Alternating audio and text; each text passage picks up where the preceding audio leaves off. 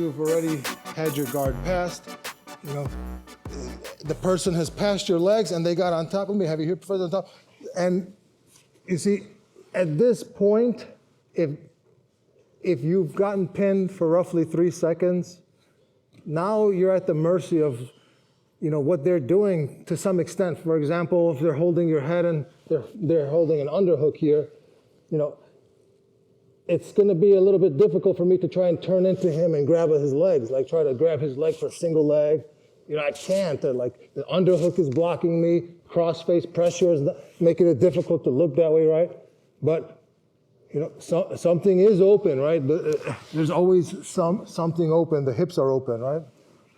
If he tries to block the hips, can't get the guard back, but something has to be open. Now the wrestling becomes open, right? So you are at the mercy of how they're holding you to some extent. The right move at the wrong time is the wrong move. So we have to be aware what door is open.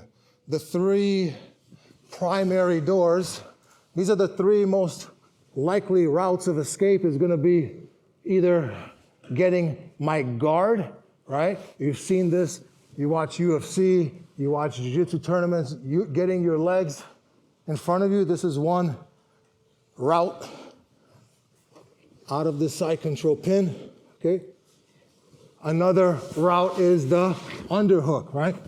Those are the 2 most commonly used escapes, and they both entail turning toward your opponent, right? So when you're turning toward your opponent, you're trying to get the guard or you're trying to get an underhook. Sometimes they're blocking both. He's blocking the crossface, he's blocking the guard, right? What door is open now? The back door. So these are the 3 routes, you know, and depending on how they're holding the pin, that's going to determine which one you should try. The other principle we discussed in recent weeks is, and this is actually the most important one, is the inside control.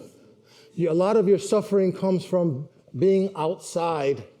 If you allow the person to control this arm, this is going to complicate your escapes. If you allow an underhook, this is going to potentially complicate your escapes. The fact that you're pinned on your back complicates your escapes because now you're carrying all that weight, that pressure.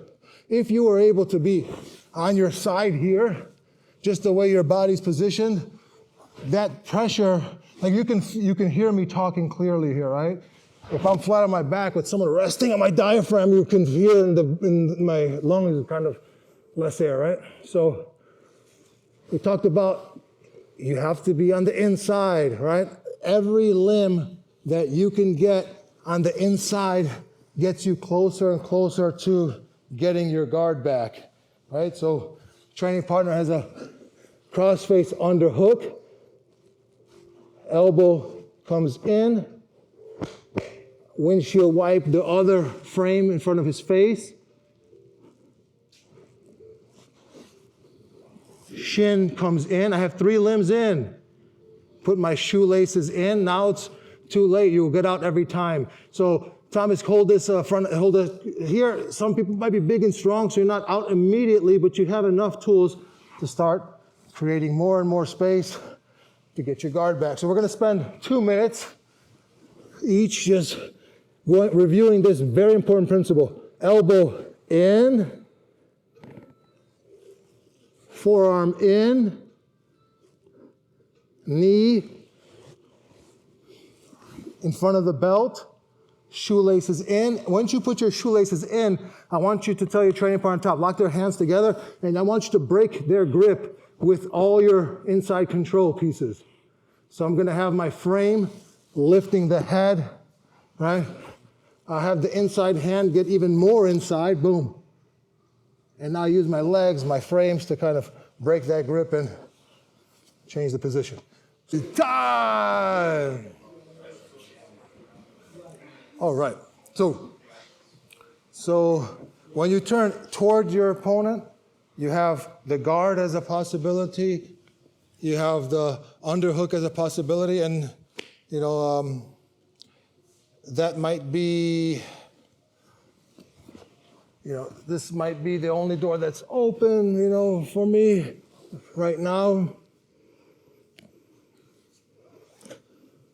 But that doesn't mean we can't seek the underhook even from this particular pin. Okay? This particular pin, the weakness is the guard. But we can also work towards an underhook. I love the underhook because not only do you escape, but you immediately go on the offense. So let's take a look at this transition. Elbow is in. We are able to windshield wipe our forearm in. The pressure comes from their head being on this side of your body, okay? If their head is on this side of your body, the pressure is dramatically decreased. So that's what our intention is with our bridge. We're gonna bridge, and I'm lifting my frame in an effort to get his head on that side of my body.